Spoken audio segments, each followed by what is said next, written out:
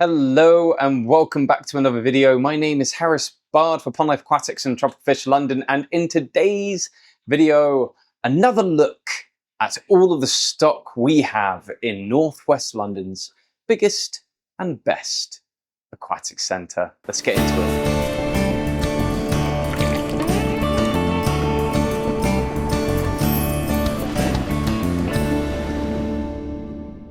Just as a preface to this video, this is a kind of a weird stock update where I am recording this a few days before a little top-up fish order comes in. We're largely getting outdoor fish for that order, but we are going to be getting a top-up of things like assassin snails and maybe some Sid monkeys and Pakistani loach and things like that. But I will talk that through as we go.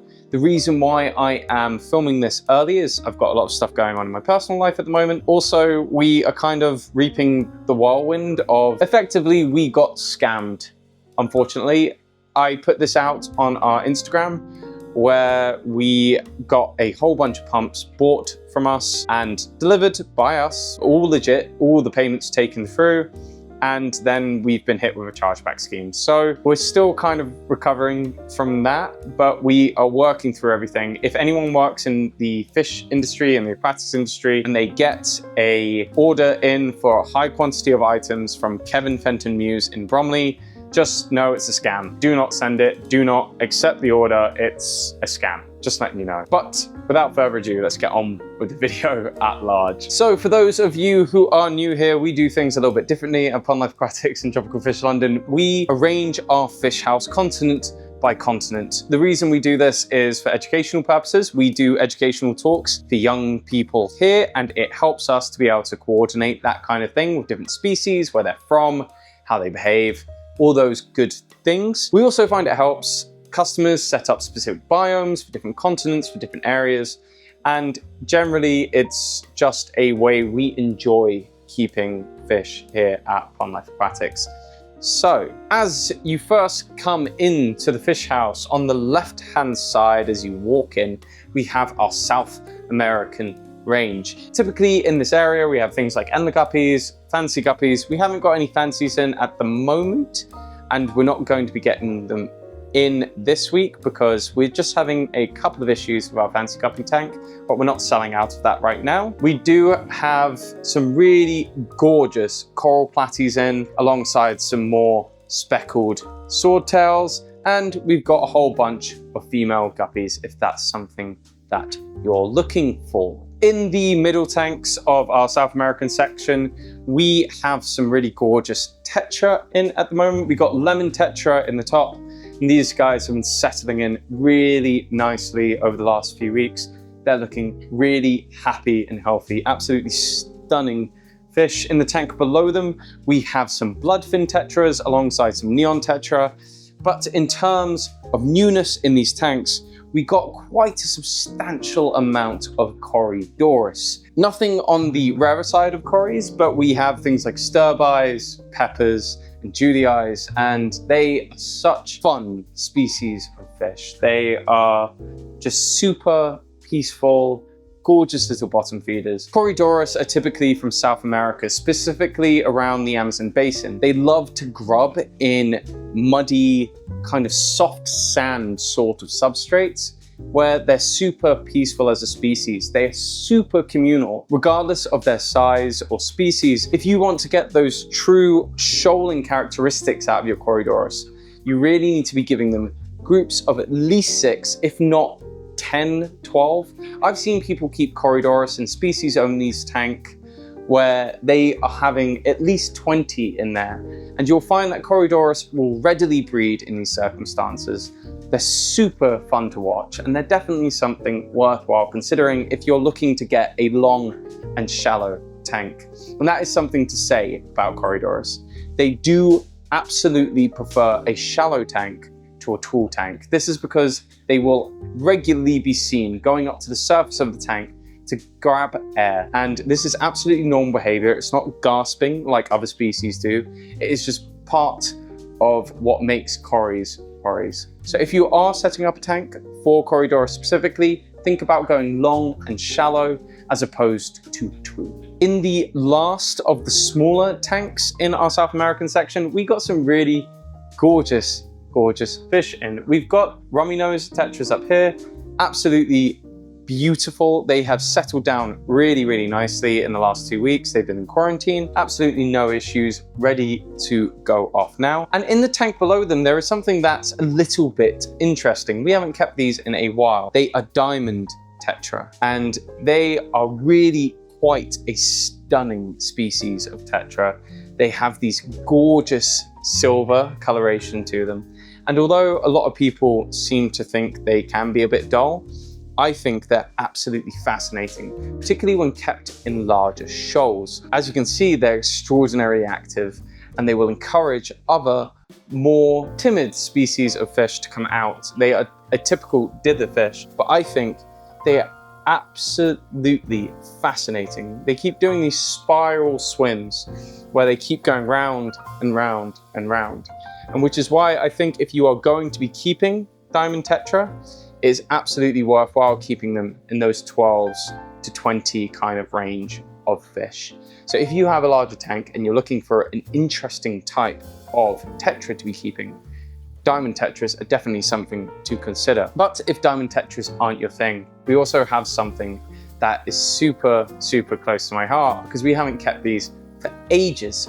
We have Rathbuni Tetra, which if you don't know what they are also known as green bloodfin tetras, and they are super interesting as a species. They are found off of the estuaries of the Rio Paraguay. They're one of these species of fish that have really interesting behaviors when you look into them. Rathbuni tetras typically graze on the freshly flooded plains of grass alongside the Rio Paraguay. They are a super hardy species of tetra, but they are absolutely beautiful as a species. They are one of those species that actually get better with age. Their green and red colorations deepen, particularly in the males. Because they love this dense vegetation of grassland, they really benefit from a heavily planted aquarium. They're really easy to breed in captivity, although typically you will need softer water, so London tap isn't quite ideal for breeding, although they absolutely get on fine. Because of this behavior of moving into flooded areas, they're not too fussed about water parameters. If you have softer water, if you're using RO or you don't live nearby and you have some softer water coming out of your tank, if you have them in a really heavily planted species-only aquarium, you will regularly see fry appearing. I think Rathbuni tetras are one of the most beautiful species of tetra, and they aren't too dear. They're about £4 each. We do them for 6 for 22. You do want to be keeping them in groups of 6 or more so that they're not stressed. They are a shoaling community fish, and I'm super excited to have these in. I've been smiling every morning that I've come in and seen these guys. Super happy that we have them in. Really stunning. In the tank below them, we still have our Similis Corydoras, and in the tank below those, we still have some Pistogramma borelli paraguays. So if you guys are looking for them, definitely give us a shout. And then flipping over into the larger tank space that we have in South America, we finally got some angelfish in, thankfully. We have these koi angelfish that have come in so beautifully. Koi angels typically are bred to look like koi carp. They have those different colored spots across them.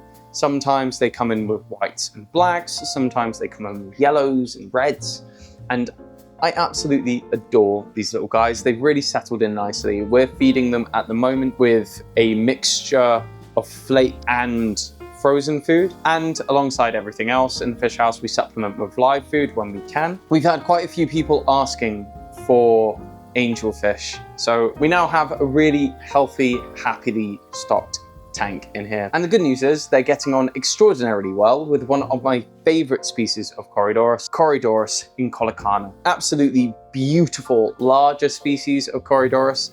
If you have a tank with angels in, for example, where you're worried about a smaller species of Cory maybe getting bullied by the angels, the incolicanas that we have in are absolutely beautiful. And won't be bothered by the larger species of fish because they are already quite a chunky size. Next to them, we have our tank-bred pond life aquatics parrotfish. These are dwarf parrots. We have the blue polars and white polars. They were born and bred here. We've sold quite a few of them since moving them up, and hopefully more and more people will become interested and come and take some of these guys away. And then in the tank below, we still have our hard water bred pigeon blood discus, which are doing really, really well. Moving down into Asia, we got some really beautiful species in on the last fish order. In particular, we got our Galaxy koi female fighting fish, and they are absolutely stunning. They've come in all different shapes and sizes. They are behaving really, really nicely. We've had a fair few people travel in for these guys, or girls, should I say. So if you are in the market for a betta sorority, or you collect betta sorority fish, definitely come and check these girls out. They are absolutely beautiful, and I don't think they're going to last very long. In the tank below them, we got a few baby clown lochin. Personally, I do not recommend clown loach for practically anyone unless they have a particularly large tank, which is what we only sell clown loach here for. We've had a lot of people coming in with 300 litre, 400 litre tanks, so we're more than happy to start stocking clownfish for that, but we will not be selling clownfish for smaller tanks, even when they are young. The torpedo barbs in here are doing particularly well. They're really fat and healthy. At some point, if we need the space, we'll be moving them into our dedicated barb tanks. In the tank below, we have our green neon rasbora. We sold quite a few of these over the past few days. We might be restocking on the top-up order. We also had a little top-up on our Asian rummy nose, which are doing really, really lovely, gorgeous little diverfish. I don't think they're the type of thing that's commonly seen, and they will absolutely thrive in planted aquariums. I think they're that little bit different from your typical rasbora. They have almost a tetra looking shape. So if you're going for an Asian biome, but you want that tetra kind of feel to the fish, then Asian rummy nose are absolutely the way to go with that. In the tank below them, we have some really gorgeous dwarf gouramis. We got honey gouramis in last week, and they are just so cute. My older brother took a couple of them to put in the aquascape that I set up for him. That aquascape is looking absolutely stunning. I might do an update video on that very soon, depending on if he lets me, or I can just throw it in at the end of a stock update if anyone's interested. In the tank below them, we still have our horseface loach alongside our sparkling gourami, and in the tank over from them, we have our Galaxy rasbora. Galaxies are so popular here at Pond Life Aquatics. We regularly get people calling up and having to reserve them because they want them for their tanks, and they do just sell so quickly. So if you are interested in Galaxy rasbora, please do give us a call before you travel in for them, because they do sell very quickly. Further into our Asian section, we didn't get anything really new in for here, but we got everything you would expect. From Harlequin rasbora, white cloud mountain minnows, we've got your zebra danios. We are hoping to get leopard danios in this week. That being said, sometimes they come in, sometimes they don't. We've got a gorgeous range of golden wanders, different species of dwarf gouramis. Underneath them, we have emerald eye rasbora. Again, a gorgeous species of diverfish, something that people tend to hunt for if they know what they are. So if you are interested in emerald eye rasbora or know anyone who is, let them know that we have some really happy and healthy stock here. They are on the larger side of emerald eye rasbora that you'll find in stores, which personally I think makes them even more desirable. So definitely come down for them. We'll be having a full restock of our assassin snails this week. Hopefully, I'm going to try and put about 40 on order just because they were so popular this week. We'll see if those come in or not. And at the end of our fish house, we didn't get anything new in for our dedicated barb tanks, but everything in here has been settled for weeks at this point. It's looking really, really nice in these tanks. We haven't had any issues with them. We've got things like Pentazoa barbs, we've got our tiger barbs, green tigers, metallic green tigers, all of those good, beautiful looking barb species that you would expect from a store. But in terms of new things, we have rainbow shiners in our temperate tank underneath. We've been asked more and more for these in recent weeks, and we finally bit the bullet and got them in because they were in at a good price. If anyone is looking for rainbow shiners, give us a shout. Make sure that they're still here because they are an extraordinarily popular fish, and hopefully we'll be able to sort you out. I'm looking to get red shiners in at some point. These guys are the blue variants, so keep your eyes peeled for when that happens. Moving into our dedicated Siamese fighting fish range, which really isn't our dedicated Siamese fighting fish range anymore. Still looking a little bit skinny on tanks, although I am traveling up to Aquadistry tomorrow morning to collect some fresh stock. But in this section, we have a whole different bunch of Neocaridina. So cherry shrimp, we've got orange lilies, yellows, blacks in the Kahaku Medaka tank. We did get a restock of Kahaku Medaka Rice Fish, which, for those of you who don't know, they are a Japanese species of rice fish which have these gorgeous white colorations on their bodies with little orange stripes down the center. I think they are absolutely stunning. They're a little bit rare to get. So if you are in the market, Kahaku Medaka Rice Fish, we have them back in stock, which is super, super exciting. In terms of Siamese fighting fish themselves, we do have 2 candy koi males in. They seem to be the most popular type of Siamese fighting fish in at the moment, and I can absolutely see why. These guys keep coming in with so much color and vibrancy, and they do just kind of make everything else in the fish house look dull.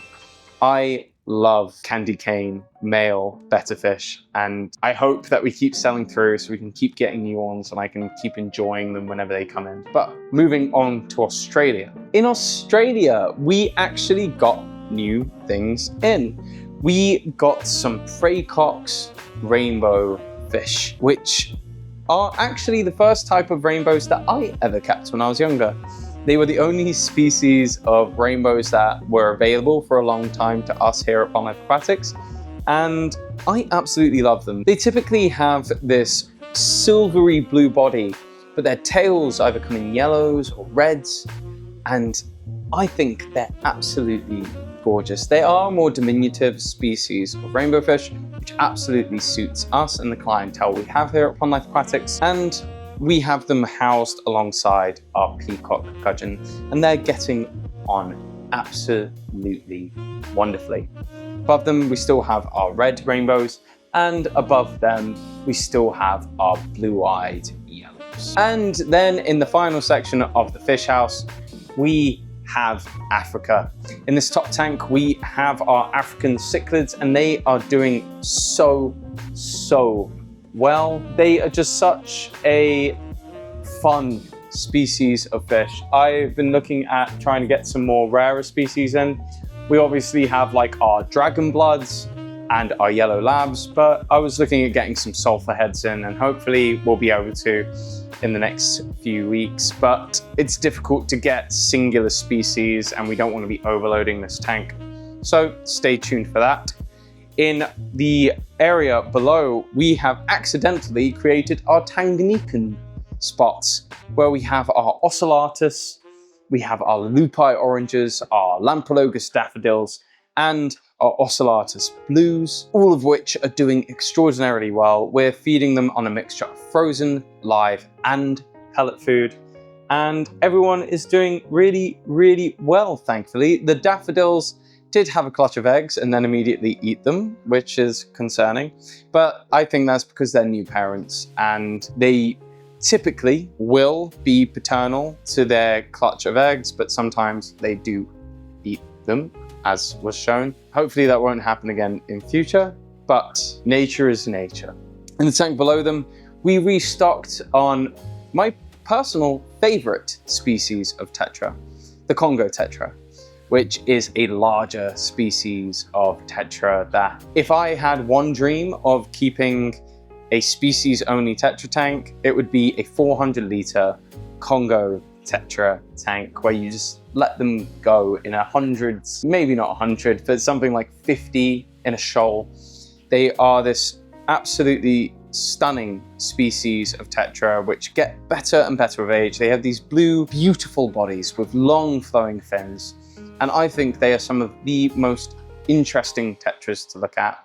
They're so vibrant and full-bodied, definitely worthwhile keeping in a larger aquarium. In the tank next to them, we still have our armored shrimp, and obviously in the tank below, we have our African dwarf frogs, which is always a kid's favorite. Then on the opposite side to them, we have our Corydoras tank, which is also dueling as a plant overflow tank. So spoilers, we had a massive aquadip order in last week. And as a lot of shops did, because everyone's aquadip order got held at the border, we didn't get these in until Saturday. Hence why I couldn't film anything last week. But we have a huge order of plants in. We've got mixtures of Ludwigia, Plastrus Diamond Red, we've got Copa Carolina, we've got Hygrophila polysperma. Just in this tank alone, we've also got octopus plant, which is one of my favorite species of plants ever. And what's so cool about this is that you can see the Corydoras just darting in and out of the plants. The superfish lighting that we have on top is giving adequate lighting for all of these potted plants, keeping them fresh and happy, even causing a little bit of pearling on the Ludwigia species that we have just here. But the Corydoras are really appreciating the fresh bogwood and all the fresh planting that we have in here. So if you do come into store and you're wondering if the plant tank at the front is the only one we have, we are also selling out of our Corydoras tank. And if you want Corydoras, we can still absolutely catch them out of here. So moving on to the massive plant order that I had. We had a mix-up with our Aquaflora plant order, which meant that we weren't going to get it in last week. And we were severely low on plants, which made me panic order a massive aquadip order because I thought I was going to be doing my aquascaping workshop this weekend. Due to unforeseen circumstances, it's not going to be happening this weekend, unfortunately, and I'm not actually sure when it's going to happen, which is ultimately very disappointing, but it is what it is. But what that means is we have a huge amount of plants in here at Pond Life Aquatics. Progestimum haleferi, Rotala, Indica, we've got loads of Hygrophila, we've got Alternanthera, so much planting through all of the tanks, some huge hydrocrotal species, Liliopus novia zealandia, loads of different species of cryptocrine, and everything is doing so happy and healthy. We even got loads of different species of moss in, which I'm so happy that I was able to do, even though I don't get to aquascape with it. Different species of Christmas moss. We've even got some Pelea moss in, alongside some in vitro cups. So if you're not into using potted plants because you're worried about pests or anything like that, we have in vitro cups of things like Micranthemum Monte Carlo. We've got Christmas moss that's grown in vitro. And then if you want floating plant as well, we have these huge pots of Salvinia minima, which I think are so great value for money. This entire tub is £8.50. I think my friend Ray is probably going to end up taking one of these, so I might put one to the side for him.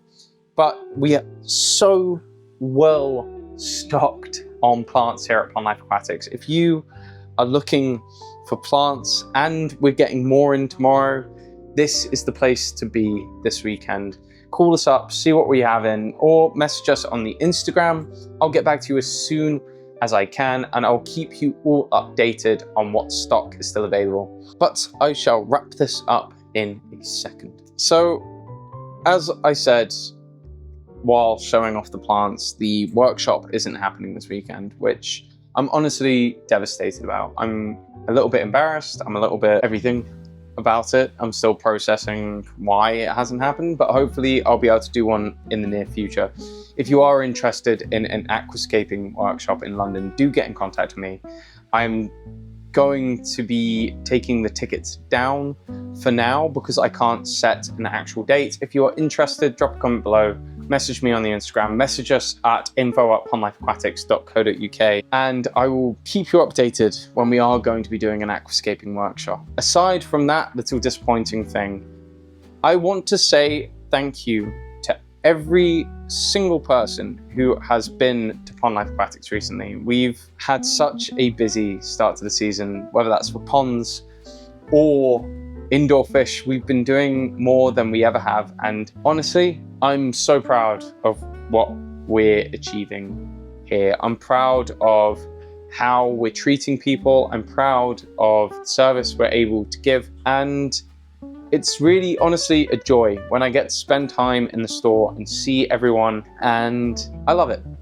I love my job, and I know that the people who work for us love it too. When people leave reviews for people like Dom, I know he gets a real kick out of it. So if you have been in store and want to leave us a review, we'd really appreciate it. I'll leave a link to that in the description. We will be back to regular scheduled full stock tours in the next couple of weeks. I am just moving into a new flat, hopefully in the next few days, hence this being recorded early. I am going to start doing outdoor stock updates as well. I think it's absolutely worthwhile doing at this time of year. All the plants, all of the koi, all of everything. I have been enjoying making outdoor content more and more as well. So if you aren't interested in that, I totally understand. But if you are, then please support those videos. They haven't been shown to nearly as many people, and I get it, it's a tropical store. So anyway, for now, that's all from me here at Pond Life Aquatics. And I hope you'll join me again next time for this pond life.